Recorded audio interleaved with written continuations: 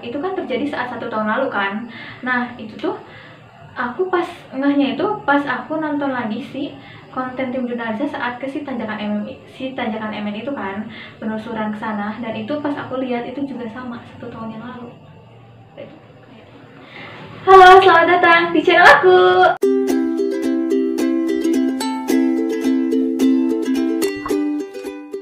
Aku Ica, bahas tentang satu video yang pernah trending nomor 1 di YouTube. Itu ada salah satu konten YouTube yang juga aku sering lihat konten-kontennya, yaitu kontennya Risa atau Jurnalisa.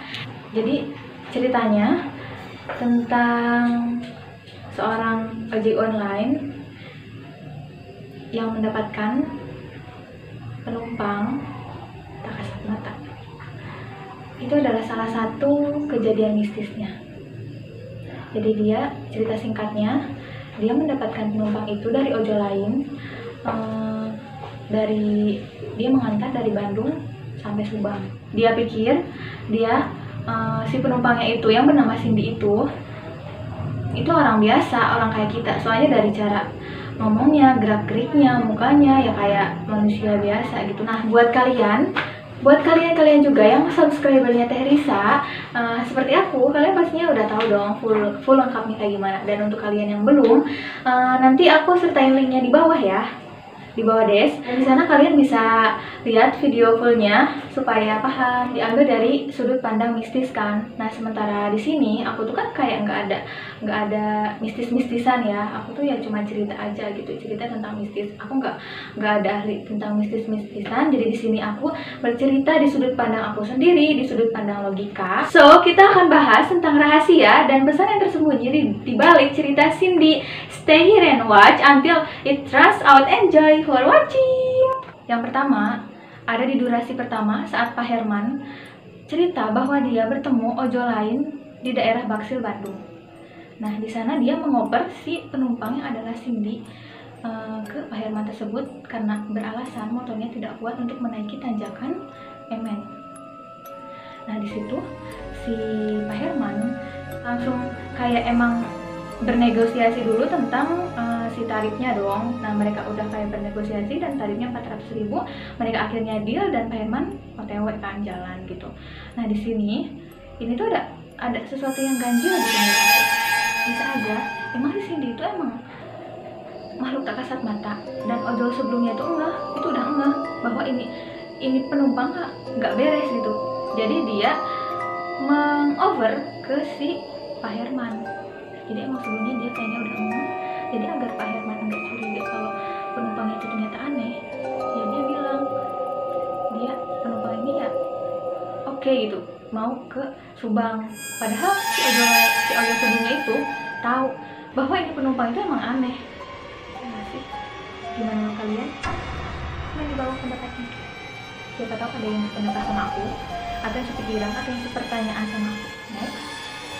Yang kedua, saat di tanjakan MN itu, yang sudah tanjakan itu kan sebenarnya cerita kalau dia itu pas di checkpoint sama Cindy itu, dia melihat jalanan lurus gitu kan. Dia melihat jalanan lurus, tapi anehnya si Cindy itu malah ngebelokin si motornya. Dan itu dia fine aja, mereka fine aja dan mereka selamat. Nah, itu pertanyaan banget sih. Terus di situ kan Cindy ngomong kan, dia ngomong, coba kalau ayah mikir kita nggak bakal selamat. Itu kayak tanda-tanda besar sih menurut aku. Tanda-tanda yang besar kedua. Kenapa?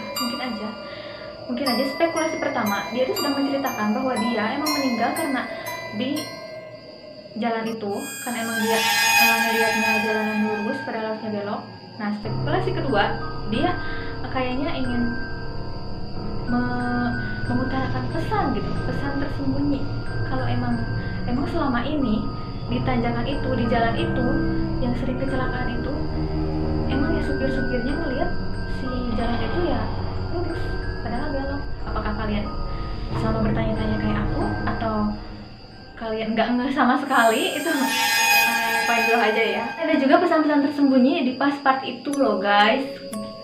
Itu dimana saat part dimana si Cindy-nya itu bersikeras banget pengen dia tuh pengen ngendarain motornya tuh pengen dia gitu loh, jadi pengen dia yang bonceng si Pak Herman ini. Kenapa gitu, why gitu, ada something kah?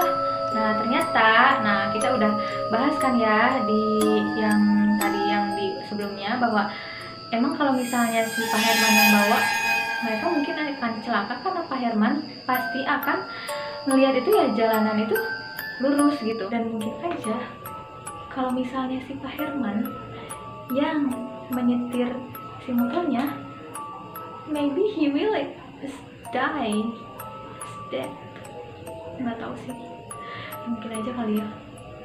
Tapi untungnya entah kenapa aku berpikir kalau si Cindy itu baik gitu, itu cuma pengen dianterin doang sama si Pak Herman ini, dan dia nggak bermaksud kayak menipu, menakut-nakuti atau apalah. Ya mungkin dia emang cuman kayak pengen dianterin aja sama si Pak Herman ini, karena Pak Herman orangnya baik mungkin. Yang ketiga, saat di part akhir nih, saat mereka udah sampai gitu ya, saat mereka udah sampai di bibir gangnya si rumahnya si Cindy itu, si Cindy kan ngomong ya kalau misalnya si Pak Herman itu harus mencabut semua atribut si ojolnya, itu karena takutnya ayahnya dateng atau keluar dan dia dimarahin sama ayahnya, karena ayahnya itu nggak mau dia berangkat dari Bandung ke Subang atau sebaliknya itu menggunakan motor.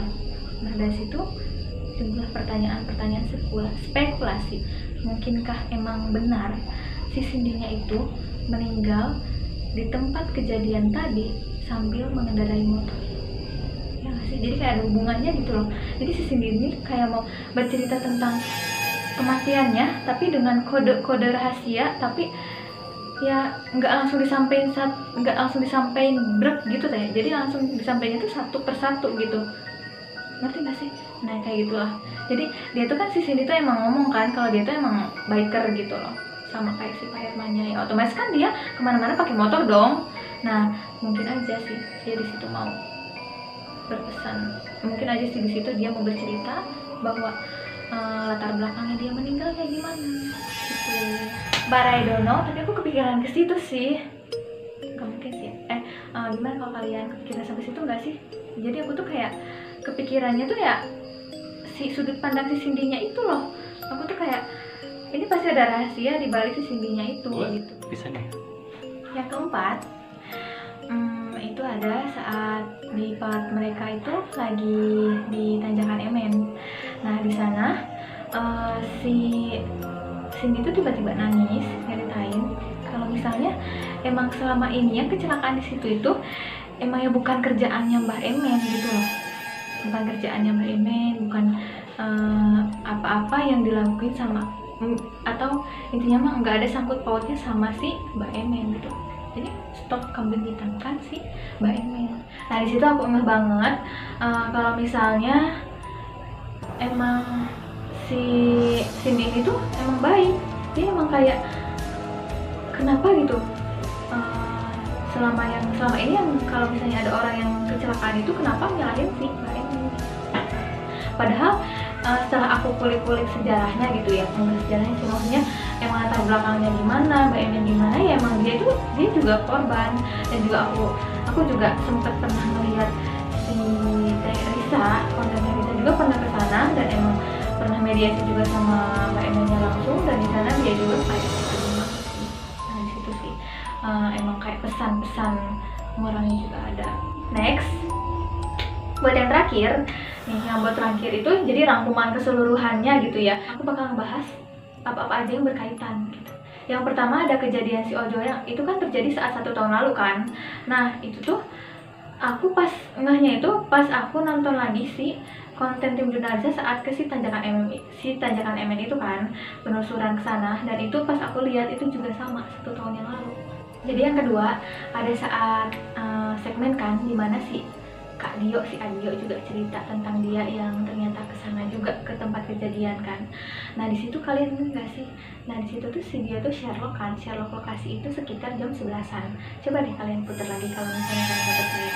Di situ si dia itu si Adia itu kayak Sherlock jam 11-an itu berbarengan sama cerita si Ojol, yang ternyata si Ojol juga ngomong si Kak Kresna itu nelfon dia gitu, jam 11-an. Dan itu kayak kok saling berkaitan gitu kan. Pernah kepikiran nggak sih sampai kayak gitu?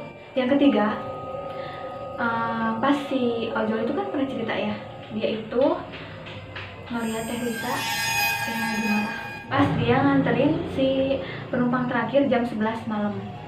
Di situ kan dia cerita kayak gitu, dan situ pas pulangnya dia ngeliat kayak ada, bukan penampakan sih, kayak emang dia mungkin kayak halusinasi mungkin ya, wajah Teh Risa marah ke dia. Itu kenapa?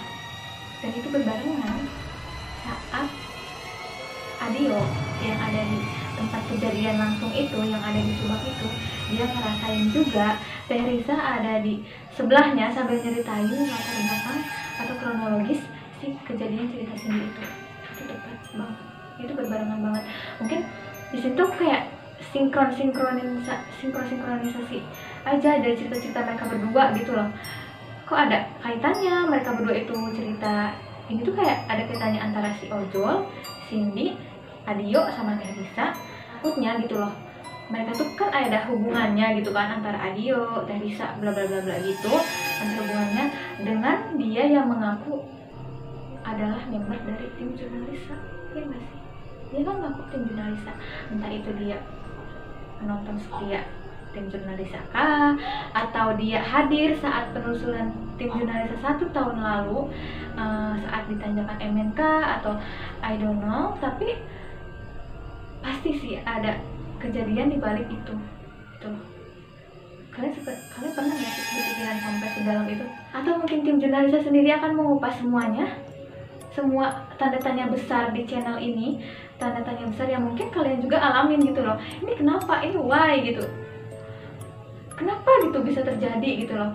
Pasti kalian juga pasti pikiran kayak gitu kan. Di konten pertama aku ini, aku langsung pengen bahas tentang ini karena kerasa penasaran aku gitu sama sih cerita itu gitu. Ya mungkin agak telat kali ya, mungkin harusnya aku pas trending itu pas aku langsung bikin video, tapi aku udah jauh banget, udah nggak anget-anget mungkin ya si videonya. Tapi aku kayak mau mengulik lagi gitu loh rasa kepenasaran aku gitu. Jadi apakah kalian sependapat sama aku, sepemikiran sama aku, atau sesatu pertanyaan sama aku? Kalian boleh komen di bawah gimana pendapat kalian tentang ini. Mohon maaf apabila ada salah kata atau rasa menyinggung antara satu belah pihak, itu mohon maaf banget. Aku nggak ada sama sekali menyinggung satu belah pihak atau menyindir siapapun di sini. Aku benar-benar pure ingin mengungkapkan rasa penasaran aku, dan dari kacamata logika aku ini, pendapat aku tentang video itu gitu aja sih. Jangan lupa komen, like, subscribe, and share video aku supaya konten aku tuh bisa lebih menarik gitu loh. Jadi terima kasih udah nonton video aku kali ini, perdana ini. Jadi aku Ica, see you di next video. Bye.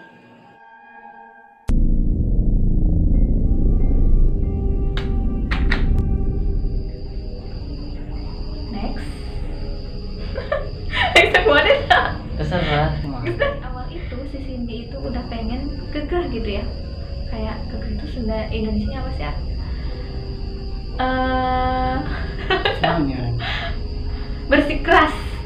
Bersikeras. Ulang.